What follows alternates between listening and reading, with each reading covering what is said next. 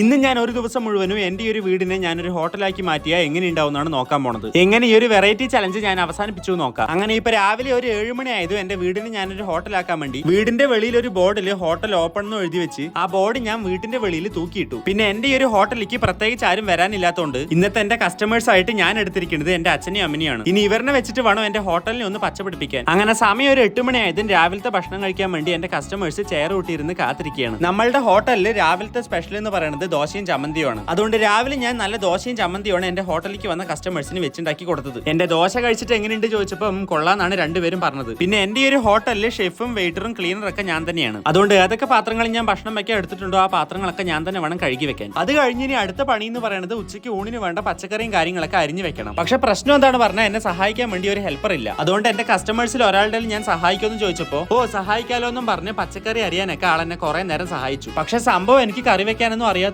ഞാനിപ്പോ യൂട്യൂബ് നോക്കിയിട്ടാണ് ഊണിന് വേണ്ട കറികളൊക്കെ ഉണ്ടാക്കുന്നത്. ഇതിന്റെ ഇടയിൽ ഉച്ചയ്ക്ക് കഴിക്കാനുള്ള ചോറ് ഞാൻ മുന്നേ അടുപ്പത്ത് റെഡിയാക്കി വെച്ചിട്ടുണ്ട്. അങ്ങനെ ഇപ്പൊ സമയം ഉച്ചയായത് ഞാൻ ഹോട്ടലിന്റെ വെളിയിൽ ഊണ് റെഡി എന്ന് എഴുതി വെച്ചു. അത് കണ്ടതും എന്റെ ഹോട്ടലിലത്തെ കസ്റ്റമേഴ്സ് ഊണ് കഴിക്കാൻ വേണ്ടി വീണ്ടും എന്റെ ഹോട്ടലിലേക്ക് വന്നു. പക്ഷെ കഴിക്കുന്നതിന്റെ ഇടയിൽ ഒരാൾക്ക് ഓംലെറ്റ് വേണത്ര. അതുകൊണ്ട് ആൾക്ക് വേണ്ട ഓംലെറ്റ് ഞാൻ വേഗം ഉണ്ടാക്കി കൊടുത്തു. ഇതിന്റെ പൈസയൊക്കെ ഞാൻ രാത്രി ഒരു ബില്ലെഴുതി വാങ്ങും. അത് കഴിഞ്ഞ് ഇത്ര നേരം പണിയൊക്കെ ചെയ്തത് കൊണ്ട് ആകെ ഒരു ക്ഷീണം. അതുകൊണ്ട് ഹോട്ടലിൽ ഞാനൊന്ന് കുറച്ച് നേരത്തേക്ക് അടച്ചു പൂട്ടി ഹോട്ടലിനുള്ളിൽ തന്നെ പായ ഇട്ട് കിടന്നുറങ്ങി. പിന്നെ ഞാൻ എണീറ്റത് വൈകുന്നേരമായിരുന്നു. അപ്പോഴേക്കും നല്ല മഴ കാരണം വീട്ടിലത്തെ കറണ്ട് പോയി. ഇനി എപ്പോ വരും അറിയില്ല. ഇവരുടെ ആണെങ്കിൽ വൈകുന്നേരം ചായ വേണോ കാപ്പി വേണോ ചോദിച്ചപ്പോ രണ്ടുപേർക്കും കട്ടൻ കാപ്പി മതി എന്ന് പറഞ്ഞു. അതുകൊണ്ട് അവര് പറഞ്ഞ പോലെ രണ്ടുപേർക്കും ഞാൻ വൈകുന്നേരം കട്ടൻ കാപ്പി ഉണ്ടാക്കി കൊടുത്തു. അത് കഴിഞ്ഞ് ഇവിടുത്തെ രാത്രിത്തെ സ്പെഷ്യൽ ചപ്പാത്തിയും മുട്ടക്കറിയുമാണ്. അതുകൊണ്ട് രാത്രിക്ക് വേണ്ട ചപ്പാത്തി മാവൊക്കെ ഞാൻ ഇപ്പൊ തന്നെ കുഴച്ച് ഉണ്ടയാക്കി വെക്കുകയാണ് ഞാനിപ്പോ. അങ്ങനെ ഇപ്പൊ എല്ലാം കഴിഞ്ഞ് സമയം ഇപ്പൊ രാത്രിയായി. അതുകൊണ്ട് രാത്രിത്തെ സ്പെഷ്യലായ ചപ്പാത്തിയും മുട്ടക്കറിയും ഞാൻ ഉണ്ടാക്കി എടുത്തതിന് ശേഷം എന്റെ ഹോട്ടലിലത്തെ കസ്റ്റമേഴ്സ് ആയ അച്ഛനും അമ്മയ്ക്കും ഞാൻ അത് വിളമ്പി കൊടുത്തു. ഇനി അടുത്തത് ബില്ല് എഴുതാനുള്ള സമയമാണ്. രാവിലെ തൊട്ട് രാത്രി വരെ ഭക്ഷണം കഴിച്ച എന്റെ ബില്ല് എഴുതാണ് ഞാനിപ്പോ. ഏകദേശം 250 രൂപയാണ് ബില്ലായത്. അതുകൊണ്ട് ആ ഒരു പൈസ ഞാൻ അമ്മന്റെ